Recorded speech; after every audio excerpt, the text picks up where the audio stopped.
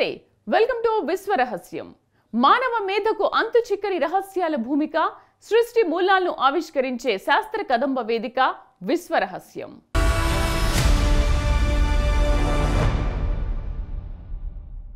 ఒకప్పుడు కాంబోజా రాజ్యంగా అలరారిన నేటి కంబోడియా దేశం ఒక్కసారిగా ప్రపంచం దృష్టిని ఆకర్షించింది.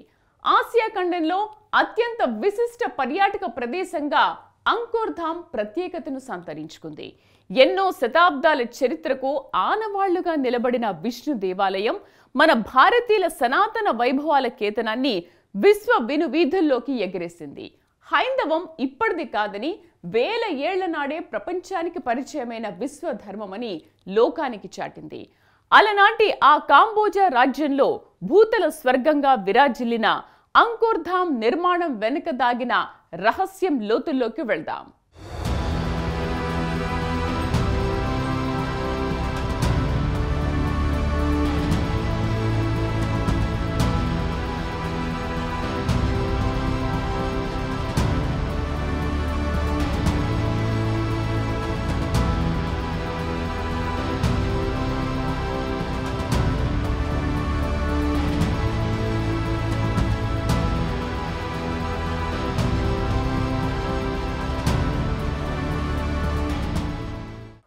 లక్షల మంది కార్మికులు, పెద్ద పెద్ద క్రేన్లు కూడా, ఎత్తలేని అఖండ శిలలు, శిల్పాలు, 6000 ఏనుగుల శిల్పాలు, 6 కిలోమీటర్ల వరకు వ్యాపించిన అంకోర్ వాట్.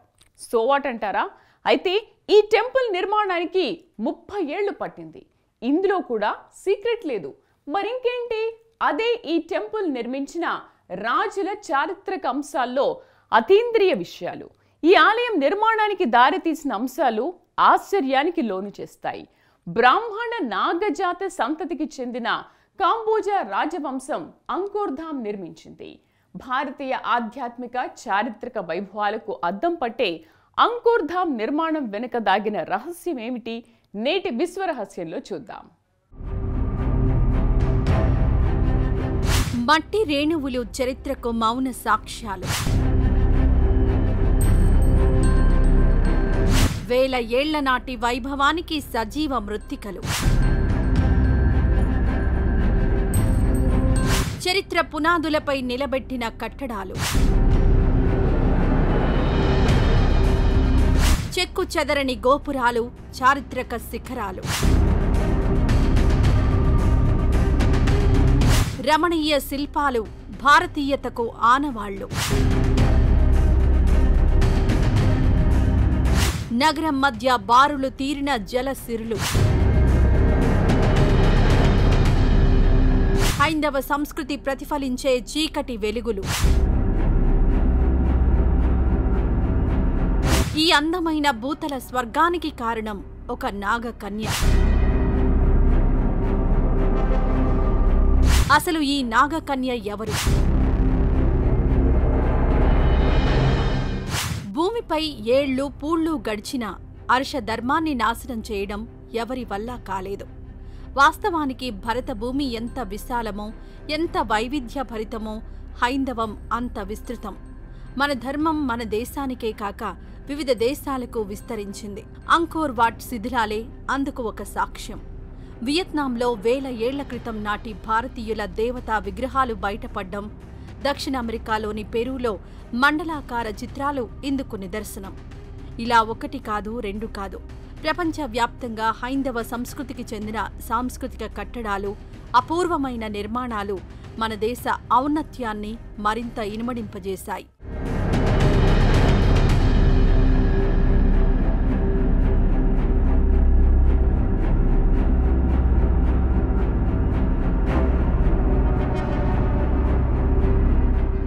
ఈ దేవాలయానికి సంబంధించిన కొన్ని రహస్యాలు ఎవరికీ తెలియవు. అక్కడ దాదాపు ప్రపంచానికి తెలియకుండా దాగిన 200 అద్భుతమైన నాగరికత పెయింటింగ్ చిత్రాలను నాసా కనుగొంది. టోనెల్ సాస్ సరస్సు తీరాన సుమారు 200 చదరపు కిలోమీటర్ల వైశాల్యంలో అద్భుతమైన ఆర్కిటెక్చర్తో ఈ దేవాలయాన్ని రూపొందించారు. కులేన్ పర్వత శ్రేణుల పాదాల చెంత నిర్మించబడ్డ ఈ దేవాలయం ప్రపంచంలోనే అతిపెద్ద హిందూ దేవాలయంగా చరిత్ర పుటలకెక్కింది.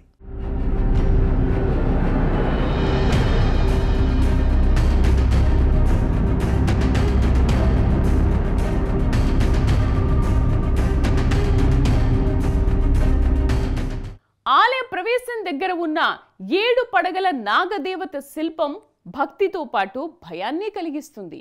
అది దాటగానే ఆ కాలంలో తవ్విన సరస్సు తామర పుష్పాలు మనస్సును ఆకట్టుకుంటాయి. ఇప్పటికీ కంబోడియా వాసులు 1 నుంచి 9 వరకున్న అంకెల్లోని బేసి సంఖ్యల్నే అదృష్ట సంఖ్యలుగా భావిస్తారు. అందుకే 7 పడగల నాగదేవత, 7 రంగుల ఇంద్రధనుస్సులను అదృష్ట దేవతలకు ప్రతిరూపాలుగా భావించి పూజిస్తారు. 600 మీటర్ల పొడవున్న ఆలయ గోడల మీద రామాయణ, మహాభారత, భాగవత ఇతివృత్తాలన్నీ చెక్కున్నాయి. మొదటి అంతస్తులో దాదాపు 2000 భంగిమల్లో కొలువుదీరిన అప్సరసల బొమ్మలు చూపరుల్ని మంత్రముగ్ధుల్ని చేస్తాయి. ఇలా ఎన్నో వింతలకి ఆలవాలం అంకోర్ ధామ్.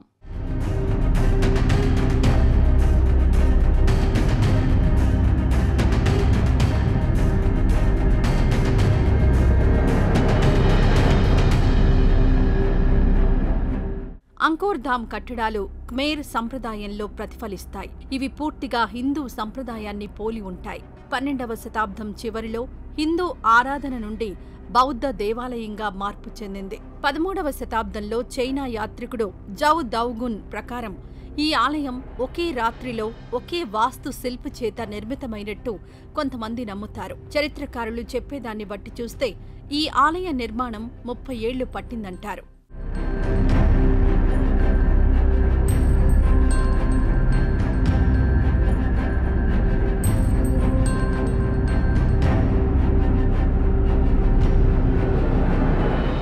కంబోడియా పురావస్తు శాఖ వాళ్లు అంకోర్ వాట్ నిర్మాణంలోని రహస్యాలను ఛేదించడానికి ప్రయత్నించారు. అంకోర్ వాట్ నగరం లండన్ నగరానికి ధీటైన అధునాతన నిర్మాణాలకు ఏమాత్రం తీసిపోదని తేల్చారు. ప్రపంచంలో ఆధునికంగా నిర్మించిన ఏ నగరానికి ఇక్కడి కట్టడాలు తక్కువ కాదు. దారు శిల్పకారులు నిర్మించినంత శోభతో, చక్కని నగిషీలతో ఈ ఆలయ శిల్పాలను రూపొందించారు. ఇక్కడి ఆలయ కుడ్యాలపై కంబోడియా భాషకు చెందిన శాసనాలు కనిపిస్తాయి. ఈ అంకోర్ ధామ్ గురించి పూర్తి రహస్యాలు సంస్కృత గ్రంథాలలో ఉన్నాయని చరిత్రకారులు చెబుతున్నారు.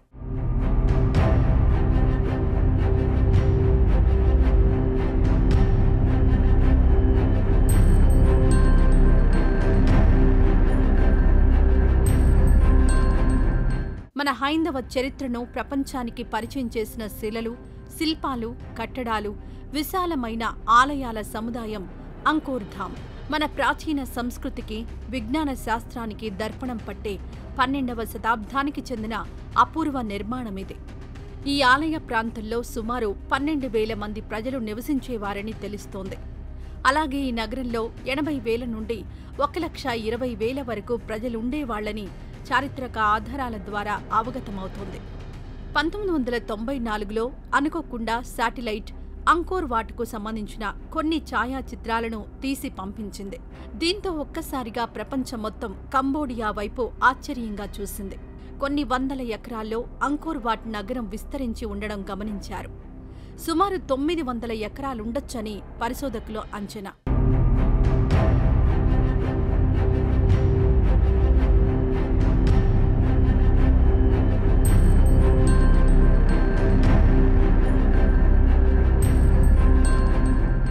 నీరంటే నాగరికత, జీవజాతుల చైతన్య నవగీతిక. ఏ ధర్మానికైనా నీరు చాలా ముఖ్యం. ఎందుకంటే మనుషుల కలుషాలని కడిగేది నీరు మాత్రమే. అందుకే అంకోర్ వాట్ ప్రభువులు నీటి వనరులకు అత్యంత ప్రాధాన్యత ఇచ్చారు. అక్కడి నగరంలో ఒక ప్రణాళికని తలపించేలా కాలువల నిర్మాణం చేశారు. 1000 ఏళ్ల క్రితమే ఆవిష్కృతమైన అద్భుత నగర నిర్మాణం ఆధునిక శాస్త్రవేత్తలని సైతం ఆశ్చర్యానికి గురిచేసింది.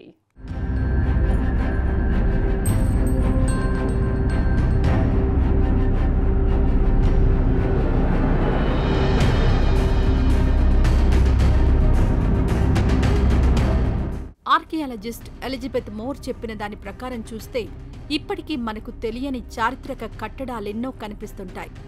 టోనెల్ సాస్ సరస్సు తీరంలో కులేనే పర్వత శ్రేణుల పాదాల వద్ద ప్రకృతి రమణీయ దృశ్యాల మధ్య సుమారు 400 చదరపు కిలోమీటర్ల వైశాల్యం కలిగే చాలా విశాలమైన ప్రాంగణంలో ఈ ఆలయం ఎంతో ఆహ్లాదకరంగా ఉంటుంది.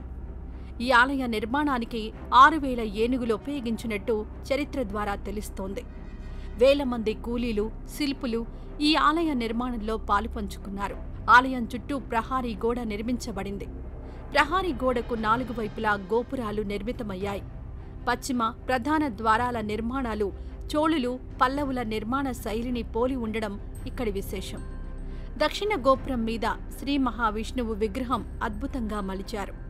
ప్రధాన ప్రవేశ ద్వారానికి 2 పెద్ద ద్వారాలున్నాయి. పూర్వం వీటిని ఉత్సవాల సమయంలో తెరిచేవారని తెలుస్తోంది. ఆ సమయంలో ఏనుగులు ఈ ద్వారం గుండా లోపలికి వెళ్లి వచ్చేవట. అందుకే ఈ ద్వారాలను ఎలిఫెంట్ గేట్స్గా వ్యవహరిస్తారు.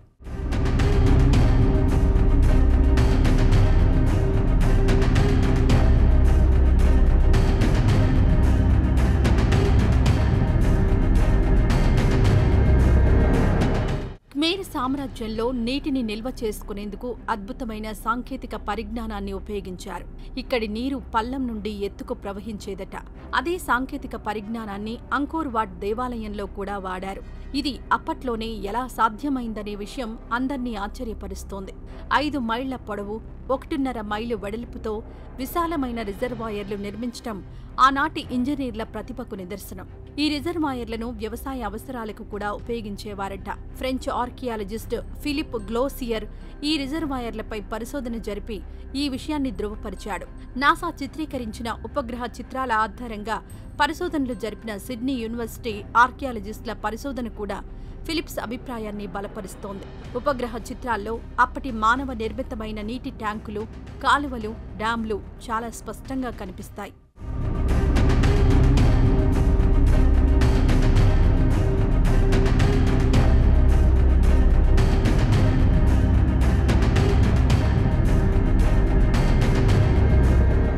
ఒకప్పుడు కంబోజ దేశంగా ప్రఖ్యాతి చెందింది.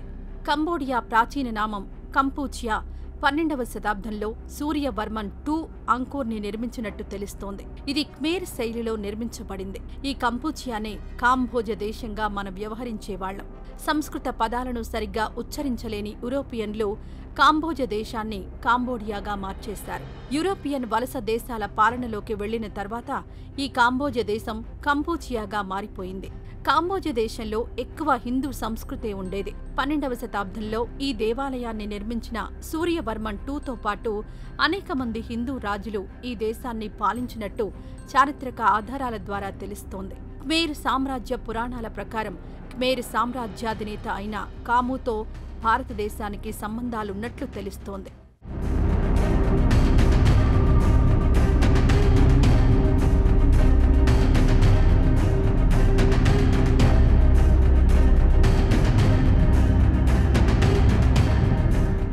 భారతీయ సంస్కృతికి చిహ్నం అది. ప్రపంచంలోనే అతిపెద్ద హిందూ దేవాలయం అది. కాంబోడియాలోని అంకోర్ వాట్ నిర్మాణం అది. ప్రపంచ చారిత్రక కట్టడాల్లో ఒకటిగా పేరు సంపాదించింది. అద్భుతమైన శిల్పకళతో మన సంస్కృతి సౌరభాలను వెదజల్లుతోంది. ఈ ఆలయ నిర్మాణం వెనుక ఒక జానపద కథ ఉంది. ఇది కథ అయితే అక్కడితో ఆగిపోయేది, కానీ ఇది చరిత్ర తాలూకు వాస్తవం. అందమైన నాగిని దేవతను వివాహం చేసుకున్న రాజు మహారాజ్యాన్ని నిర్మించాడని అక్కడి ప్రజలు చెప్పుకుంటారు. అదెలా సాధ్యమైంది? అక్కడి ప్రజలు చెప్పుకునే కథల వెనుక వాస్తవం ఏంటి?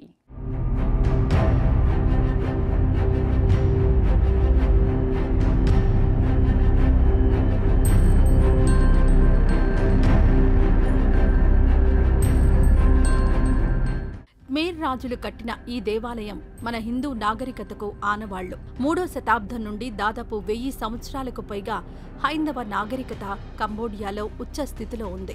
కంబోడియాలో దాదాపు 1016 దేవాలయాలున్నాయని ప్రసిద్ధి. అందులో అంకోర్ వాట్ ప్రావిన్స్లో 294 దేవాలయాలున్నట్టు గణాంకాలు చెబుతున్నాయి. వీటిలో అంకోర్ వాట్ ప్రాంతంలో 198 దేవాలయాలున్నాయి. బట్టంబాన్స్ ప్రావిన్స్ థాయిలాండ్ సరిహద్దులో ఉంది. ఈ ప్రాంతంలో 340 ఆలయాలున్నాయి. సియామ్ రీప్ పట్టణానికి చుట్టుపక్కల హిందూ దేవాలయాలతో పాటు బౌద్ధ ఆలయాలు ఉన్నాయి.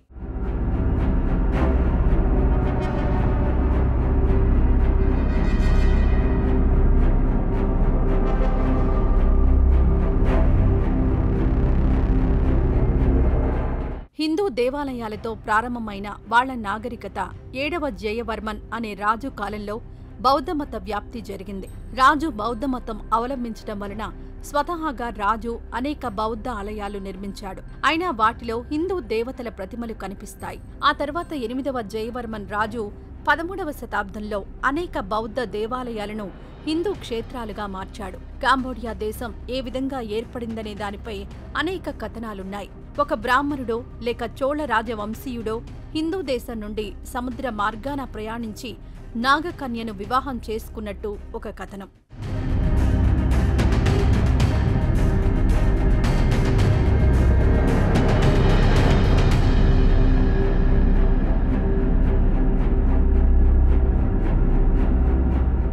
కేమర్ కథనం ప్రకారం వారి రాజులు కామో రాజవంశస్థులని, కేమర్ వారసులని చెప్తారు. కామరాజ వంశీకుడైన ప్రేథాంగ్ రాజుచే బహిష్కరించబడడంతో ప్రవాస జీవితం గడపడానికి సముద్ర మార్గాన ప్రయాణిస్తుండగా అందమైన నాగినిని చూసి ప్రేమలో పడి పెళ్లి చేసుకున్నాడు. ఆమె తండ్రి నాగరాజు. సముద్రం మధ్యలో నేలపై ఉన్న నీటిని త్రాగి ఆ నేలపై ఒక రాజధానిని నిర్మించి ఆ రాజ్యాన్ని వారికి కానుకగా ఇచ్చాడంటారు. దానికే కాంభోజా అని పేరు పెట్టినట్టు కేమర్ కథనం. శిలాశాసనంలో ఈ విషయం చాలా స్పష్టంగా ఉంది. అయితే మన పురాణాల్లో చెప్పినట్టు నాగలోకం ఉందా? ఉంటే ఎక్కడుంది? నాగకన్యల జాడ తెలుసుకోవడం ఎలా అనేది కొంతమంది పరిశోధకులు గ్రంథాలు రాశారు.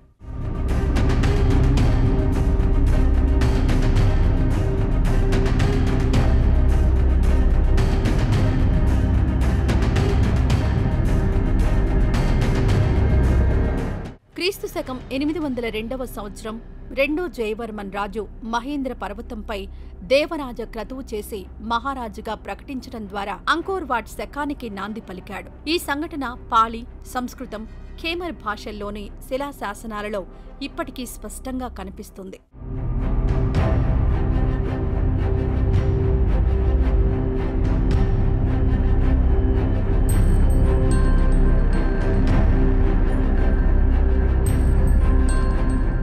కంబోడియాలో కేమర్లచే అతి పవిత్రమైన పర్వతంగా ప్రసిద్ధిగాంచింది. 2వ జయవర్మన్ జావా నుంచి వచ్చి ఇక్కడి నుండి స్వతంత్రాన్ని ప్రకటించి కాంబోజ రాజ్యాన్ని స్థాపించాడంటారు. దేవరాజనే కొత్త సంప్రదాయాన్ని మొదలుపెట్టి దేవుని తర్వాత రాజుదే మొదటి స్థానమని ప్రజలలో నమ్మకాన్ని కలుగజేశాడు. శివుని లింగ పూజతో పూజించే విధానాన్ని అమలు చేశాడు. నామ్కులన్ పర్వతాలపై నుండి వచ్చే సియామ్రీప్ నది అడుగున ఉన్న రాతిపై 1000 శివలింగాలను చెక్కించాడు. కొండపై నుండి వచ్చే నీరు 1000 లింగాలపై ప్రవహించి కొండ కింద ఉండే పంట పొలాలకు వాడుకుంటున్నారు. ఈ పవిత్రమైన నీటి వల్ల పంటలు సమృద్ధిగా పండుతాయని ఆ రాజవంశాల నమ్మకం.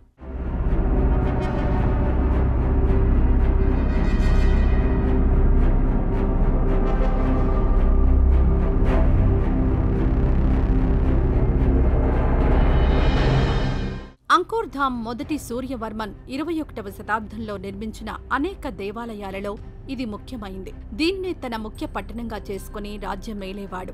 ఇది ప్రపంచంలోనే అతిపెద్ద హిందూ దేవాలయం. 510 ఎకరాలలో 213 అడుగుల ఎత్తైన ఈ దేవాలయంలో శ్రీ మహావిష్ణువు పూజలందుకున్నాడు. బౌద్ధమతం ఆచరణలోకొచ్చిన తర్వాత బుద్ధుని విగ్రహం ప్రతిష్ఠించారు. పడమటి వైపు ముఖద్వారం ఉన్న కోటను పోలి ఉన్న అంకోర్ వాట్ చుట్టూ ఉన్న అగడ్తా కోట గోడ దాదాపు 5.5 కిలోమీటర్ల పొడవుంది. అగడ్తను దాటడానికున్న వంతెన 255 మీటర్ల పొడవైంది.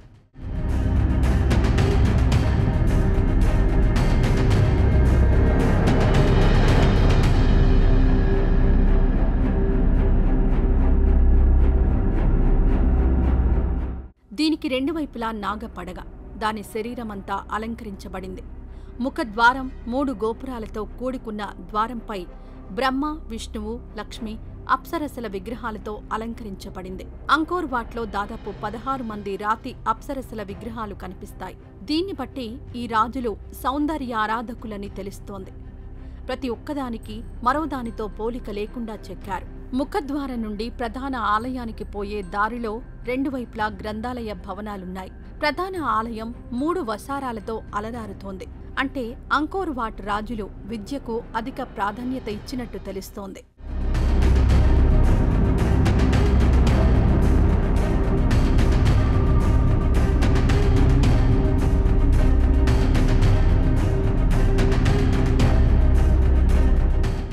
అంకోర్వాట్ ప్రధాన ఆలయం చుట్టూ ఉన్న 3వ వసారాలో గోడలపై చెక్కున్న శిల్పకళ అత్యద్భుతం. ఈ 4 వైపులా దాదాపు 1 కిలోమీటర్ ఉన్న వసారాలో 13 అడుగుల ఎత్తైన గోడలపై హిందూ పురాణ కథలు శిల్పాలుగా చెక్కారు.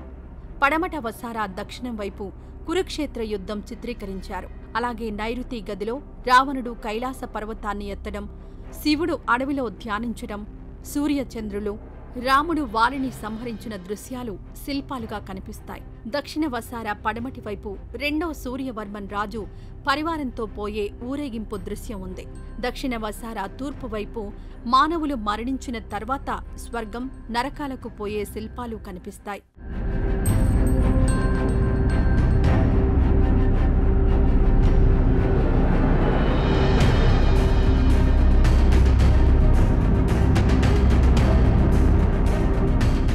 కంబోడియాలో పెళ్లిళ్లు జరిగే తీరు మన ఇండియాలో జరిగే పెళ్లిలా అని అనిపిస్తుంది. కొన్ని పెళ్లిళ్లైతే తెలుగింట పెళ్లిళ్లనే తలపిస్తున్నాయి. వివాహానికి వరుడు వధువులు ధరించే పట్టు వస్త్రాలు, ఆభరణాలు, అరటి మొక్కలతో మండపాన్ని అలంకరించడం పూర్తిగా మన సంస్కృతే కనిపిస్తుంది. గొడుగు పట్టుకున్న తంతు మన కాశీయాత్రను గుర్తుకు తెప్పిస్తోంది. సన్నాయికి బదులుగా వేణువాదన, మన కంకణ ధారణ, పెద్దలకు నమస్కరించి వారి ఆశీస్సులు అందుకోవడం, ఇంకా ఇంకా ఎన్నో ముచ్చట గొలిపేలా ఉంటాయి.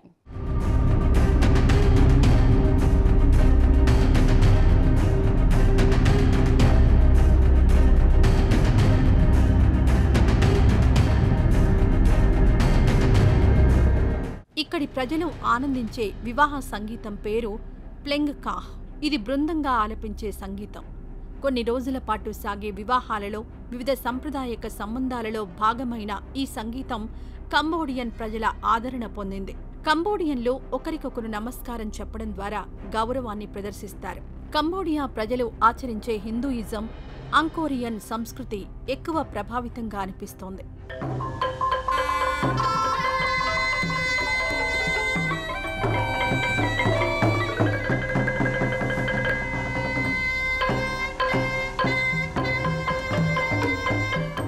నాగ శబ్దం హైందవ, బౌద్ధ, జైన మత విశ్వాసాల్లో ఎంతో ప్రత్యేకతను సంతరించుకుంది. నాగలోకం అనేది ఒకటుందని పురాణ కాలం నుంచి ఒక విశ్వాసం ఉంది.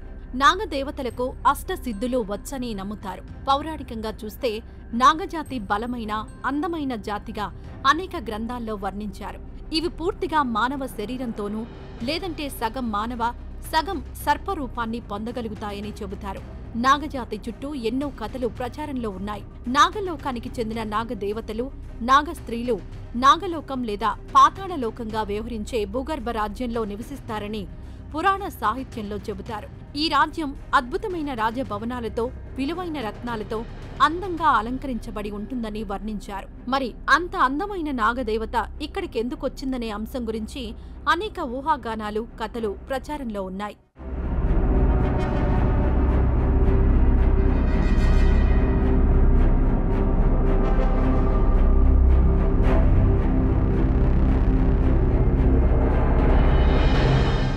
సృష్టికర్త బ్రహ్మ చెడ్డవారిని లేదా అకాల మరణం సంభవించే వారిని మాత్రమే కాటువేయమని ఆదేశించాడు. ఈ నాగులకు జలాలు, నదులు, సరస్సులు, సముద్రాలు, బావులతో కూడా సంబంధం ఉంటుంది. అలాగే అనేక దివ్యధామాల్లో నిధులకు సంరక్షకులుగా నాగులను ఉంచి నాగబంధం వేయడం కూడా మన ప్రాచీన గ్రంథాల్లో కనిపిస్తుంది. అసలు భూమిని మోసేది కూడా ఆదిశేషుడేనంటారు. విష్ణువుకి పాన్పుగా, శివుడికి కంఠాభరణంగా ఉన్న నాగులు బౌద్ధ సంస్కృతిలో కూడా ఉన్న నాగులకు ఎంతో ప్రత్యేకత ఉంది. ఆడనాగులు అద్భుతమైన అందం కలిగిన సర్ప యువరాణులు. ఈశాన్య భారతదేశంలోని మణిపూర్, నాగాలాండ్ రాజవంశాలు, దక్షిణ భారతదేశంలోని పల్లవులు, పునాన్ అంటే పురాతన ఇండో చైనా పాలక కుటుంబాలు ప్రతి ఒక్కటి మానవుడు, నాగిని కలయికలలో ఆవిర్భవించాయనే చరిత్ర ద్వారా తెలుస్తోంది. మానవ, నాగిని సంతతికి చెందిన కుటుంబంగా ఖేమర్ రాజ్యం 12వ శతాబ్దంలో అభివృద్ధి చెందింది.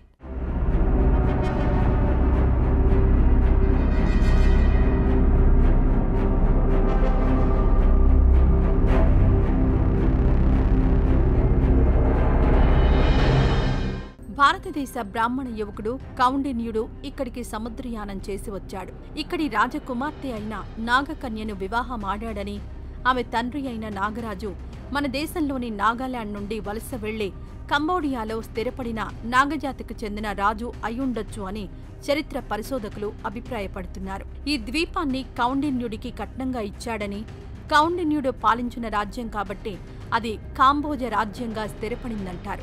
మొత్తానికి మన పురాణాల్లో వర్ణించిన నాగకన్యలు నాగాలాండ్ స్త్రీలేనని చరిత్రకారులు తేల్చారు. ఈ అంకర్ వాట్ నిర్మాణం వెనుక ఒక బ్రాహ్మణుడు, నాగజాతి సంతతే కారణమని చరిత్ర నిరూపిస్తోంది.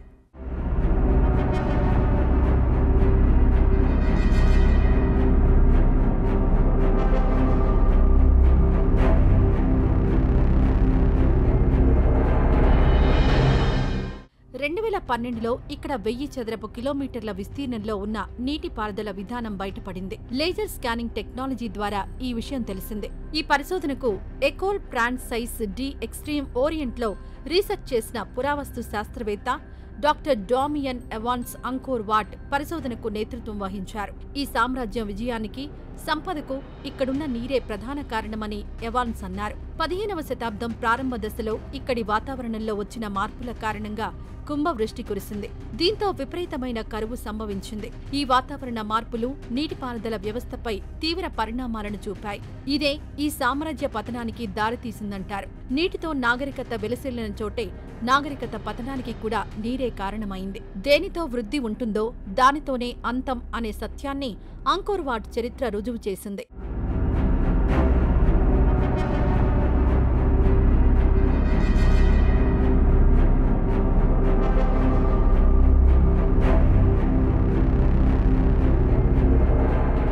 చరిత్ర లోతుల్లోకి వెళితే అంతుపట్టని చిత్రాలు, మానవ జాతి చరిత్రతో ముడిపడిన విచిత్ర కథలు ఒక్క క్షణం మైమరిపిస్తాయి.